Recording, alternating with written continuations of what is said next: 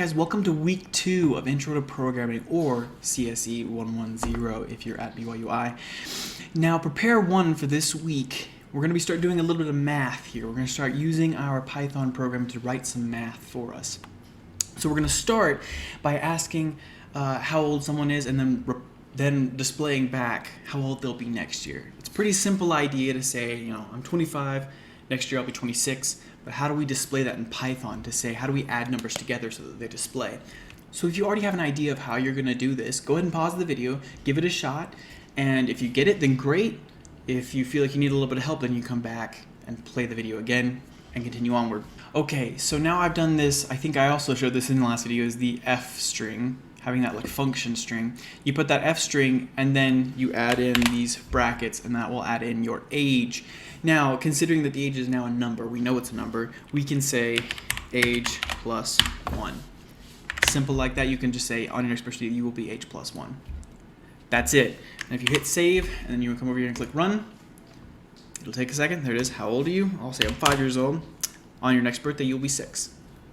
Pretty simple. You can run it again. You can run whatever age you want. You can say I'm 59 years old. On your next birthday you'll be 60. I'm also going to add a print here. Just for aesthetics and just making it look prettier. How old are you? 25. Next birthday you'll be 26. That kind of thing.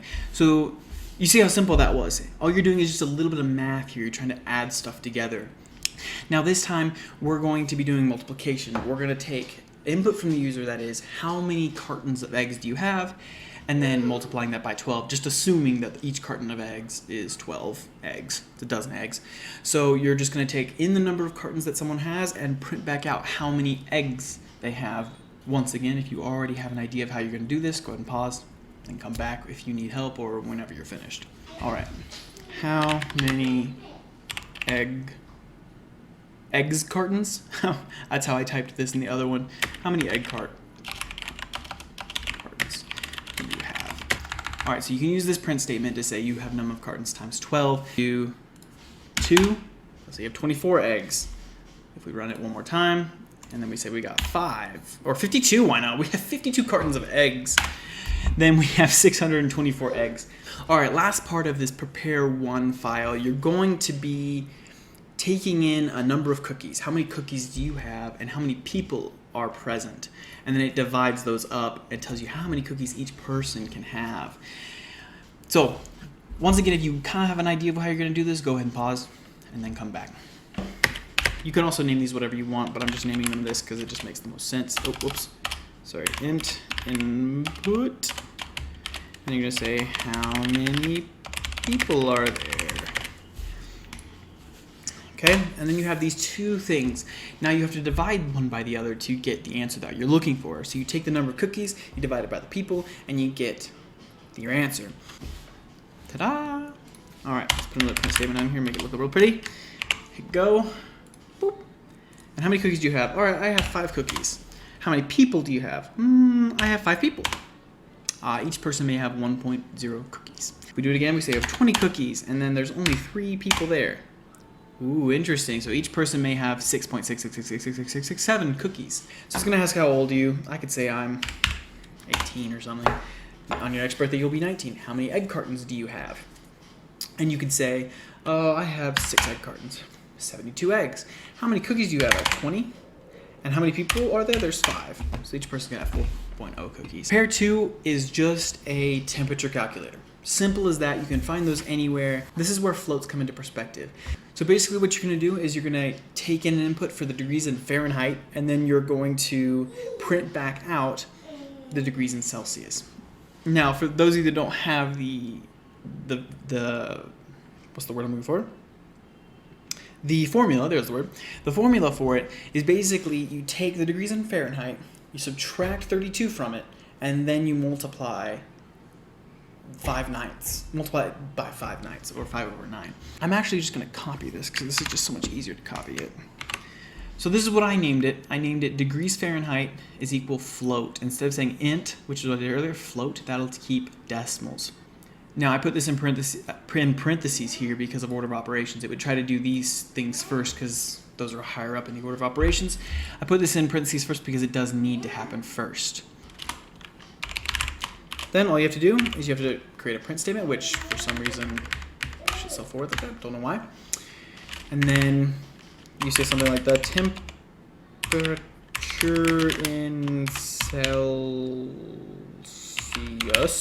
is, there we go, is, and then you just say degree C. Simple enough. There it is. There's your answer. And then once you hit go, it'll say what's the temperature Fahrenheit. You say, I don't know, it's 80 degrees outside, 81. Oh, 27.2222. And normally you would not see a decimal this long in a degrees or in like a temperature. So we're going to limit it to only one decimal. So we're going to hit that colon, period, 1, and then F. And then we're going to save. I'm going to run again. And then we're going to say 81. And there we go, 27.2. The temperature in Celsius is 27.2.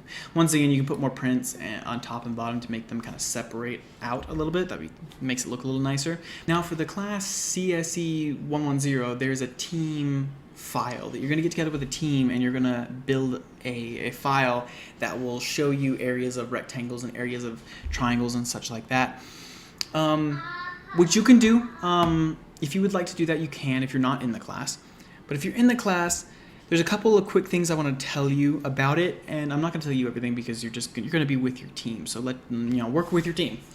But if you were going to do this with your team, I would say a couple of quick things. All right, we already know that the star or the asterisk is how you do multiplication. One really quick thing is if you want to do an exponent or something, which you have to do in part of the team. Part of the teams is to say, to ask the user for a side of a square and then find the area of that square. And so you want to find the square of it in math terms. So if you do star star, that is your exponent symbol. So for example, if I had a side, I pretend I already had a side declared. So side is the length of the side of a square, so 5 inches or something like that. And you wanted to find the area of that square. So you have the 5 inches, you've taken that in, you just put a 2 like that. Side star star 2 will be like saying side times side. It'll be multiplying side twice. So that's like your exponent operator. Now, the reason they don't use this, which some people would, that little upward caret for exponents, is because we already use that in Python for something. It's already a symbol being used. So since that's an exponent operator, you can do a star star 3, star star 4, star star 5. Each time you do that, it'll be adding on how many times you multiply side to itself. And another quick note, if you want to be more precise with it, you don't have to be, especially for something so casual like what we're doing, but if you want to be more precise, at the very, very top of your file, you could type up here, you could type import math. Now since 3.14 is pi, but there's a lot more numbers to it and it goes on forever, if you needed to, for any reason, to be more precise with yours, you could do something with import math. You could import the math here, and math is just a file. It's like a folder in the Python library that you can use freely whenever you'd like. So you import math, and then you could say math.pi. That will give you the number of pi. I believe it's 10. It's 10 digits of pi. 10 digits past the decimal of pi. So it's 3.14 on to 10. So that's very convenient. It's just right there. It's very convenient. There's another way you can do this though. If you only need pi, for example, I'm not using math in a general. There's lots of things inside math. There's like power, there's floor and ceiling, and there's a lot of stuff in there inside math. There's a lot of math functions that are inside this import math, and you don't need all of those. It's not necessary. It might even slow your program down just a little bit, just depending on how big your program is or how much you're running. This isn't a very big program, but if you're running a bigger program, it might slow it down a little bit if you're not using everything in there. So there's another way you can do this that will take a little less time. It's a little easier to read. You just say from math, extra space there, from math, what is it? From math import pi? Crap, hang on. Got it. Right, okay, so it's import pi. Okay, and now you see it gives me a little error. It's saying we don't know what math is. It's because I'm not importing all of math. I'm just taking something, kind of like, I guess a good word for it is cherry picking. I'm cherry picking that pi out of math instead of bringing in all of math. So instead, you just reduce that down to just pi. Now see, it went away. Now you could just say pi and use pi wherever you need it. For those of you that are in CSE 110, the prove assignment, you now have everything you need to make that happen.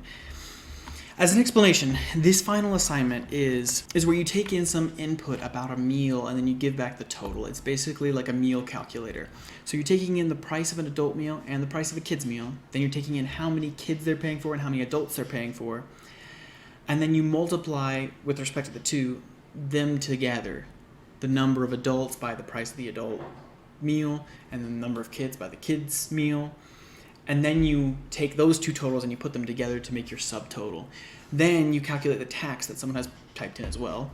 You calculate that tax by just dividing it by 100 to make sure it's in 0.0 whatever, or point the number. And then you multiply that by the subtotal of the meal, and then that gives you the full total with tax included for the meal. And you want to display all this to the user. These are the things you're going to need to take from the user for the basic file. I also forgot one thing before I wrap this up. The last thing that is required, at least in the class, I'm going to require it for this as well, but at least for the class, is at the end of the week you're going to have one more submission that you're going to need to take in the tender, take in how much money they're going to pay. So after you spit out their total and their subtotal and their sales tax, you need to then ask, how much are you paying? Or what was the wording for it? What is the payment amount? There you go. What is the payment amount? You can put 50 for like $50, for example, or something like that. Now, and then after they press enter of how much they're going to pay, you need to print out how much change to give them. Now, I was telling you, for the people in the class, you have to add something extra, add something of your own to make it really good. I added two things. I added a would you like to add a tip section, some gratuity, would you like to add some of that? And I also added a what if someone doesn't pay enough kind of thing. So what if the bill is $50 and they pay 40, or they type in 40, what is it going to do? And I added something that would handle that and then have them re-enter their tender amount because they didn't enter enough.